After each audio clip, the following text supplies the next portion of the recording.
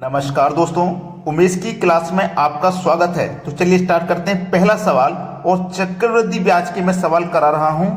यदि 27 रुपये 3 वर्षों में चक्रवृद्धि ब्याज की दर पर 64 रुपये हो जाते हैं तो ब्याज की दर बताओ।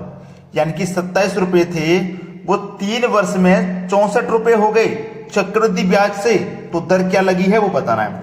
देखिएगा, 27 रुपये थे, 27 से बढ़कर 64 रुपये हो गए हैं, 3 वर्ष में हुए हैं। ठीक है, तो दर क्या लगी है वो बताना है। याद रखिएगा, ध्यान से मेरी बात समझिए कि देखो, प्रश्न हमारा 3 वर्ष के लिए है, 3 वर्ष के लिए है।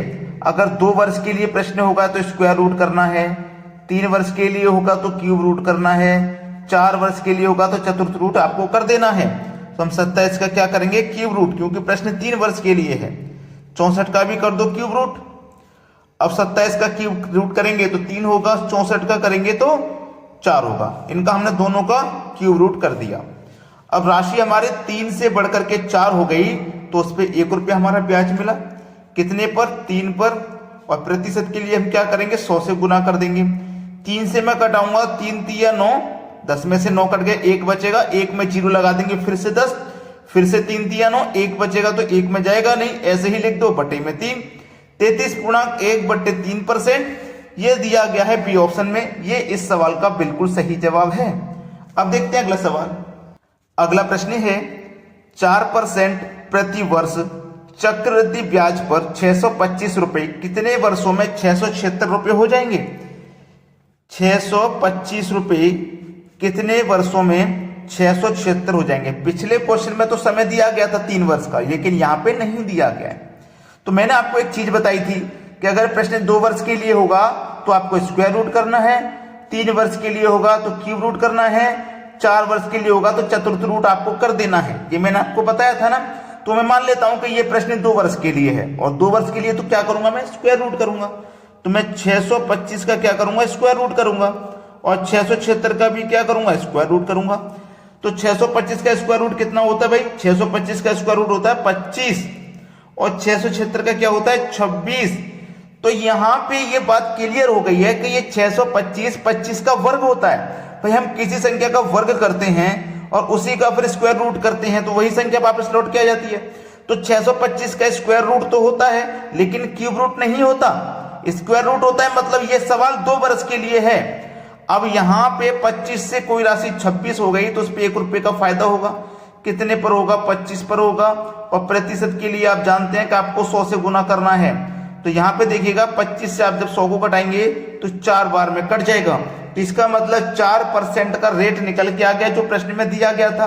क्वेश्चन को हमने चेक भी कर लिया, लेकिन ये प्रश्न हमारा 2 वर्ष के लिए है, 2 वर्ष के लिए, क्योंकि हमने स्क्वायर रूट कराया तभी तो सॉल्व हुआ है। क्यूब रूट करते तो 625 का क्यूब रूट होता है क्या, नहीं होता। ठीक है, 676 का क्यूब रूट नहीं होता, तो वहां पे स्क्वायर रूट होता है। तो प्रश्न 2 वर्ष के लिए, समझ में आ गया ना। चलिए अब देखते हैं अगला प्रश्न। अगला प्रश्न है, 5% प्रति वर्ष चक्रवृद्धि ब्याज पर 1200 रुपए कितने वर्षों में 1323 हो जाएंगे।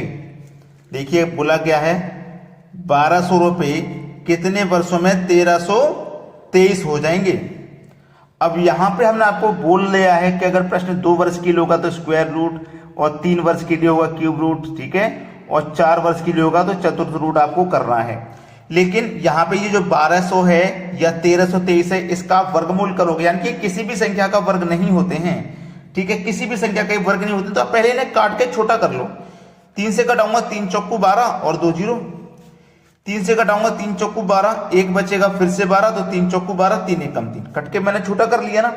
अब देखो 400 है और ये 441 है, 400 441। अगर मैं इसका वर्ग, इस वर्गमूल करूंगा, स्क्वायर रूट करूंगा, तो 400 का वर्गमूल कितना होता है 20, और 441 का कितना होता है 41। अगर मैं 400 के वर्गमूल की बजाय, यानी कि स्क्वायर रूट की बजाय अगर मैं क्यूब रूट करूंगा तो क्या निकल के आएगा, नहीं आएगा, क्योंकि कोई क्यूब रूट नहीं होता। जब नहीं होता इसका मतलब हमें वर्गमूल किया है। तो ये प्रश्न 2 वर्ष के लिए है। सवाल का आंसर आ गया 2 वर्ष। बात क्लियर हुई। अब आप इसे चेक कैसे करोगे, 20 से कोई राशि 41 हो गई तो उस पर 1 रुपये का ब्याज मिला। कितने पर, 20 पर। प्रतिशत के लिए 100 से गुना, 20 से 100 को काटो, 5 बार में कट गया। देखो 5% का ही तो रेट है, और 5% आपका निकल के आ गया। तो आप इस तरीके से चेक भी कर सकते हैं प्रश्न को। अब देखेंगे अगला प्रश्न। अगला प्रश्न है 10% प्रति वर्ष चक्रवृद्धि ब्याज पर 10,000 रुपए कितने वर्षों में 13,310 रुपए हो जाएंगे? 10,000 रुपए कितने 13,310 हो जाएंगे ये बोला है। तो काट के छोटा कर लो, पहले देखो 0 से 0 कट गया। अब ये 1,000 है ना, 1,000। अब मैं यहाँ पे 1,000 का क्यूब रूट करूंगा। 1,000 का मैं क्या करूंगा? Cube root. इधर पहले मैं 1,000 लिख देता हूं और इधर 0 कट गया तो 1331 लिख देता हूं। अब मुझे इसका क्यूब रूट करना है, क्योंकि स्क्वायर रूट होता नहीं है, इसका क्यूब रूट होता है, तो इसका भी मैं क्यूब रूट करूंगा।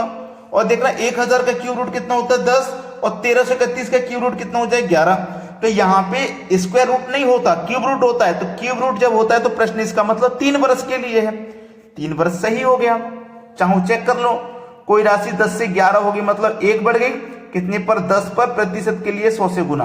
अब 10 से 100 कट जाएगा, 10 बार में रेट आ गया 10% का। देखो 10% का रेट दिया गया है। तो प्रश्न यहाँ पे ये 3 वर्ष के लिए है। तो सभी बच्चों को वीडियो पसंद आ गया, लाइक और शेयर करना ना भूलें बिल्कुल भी। ठीक है दोस्तों, धन्यवाद।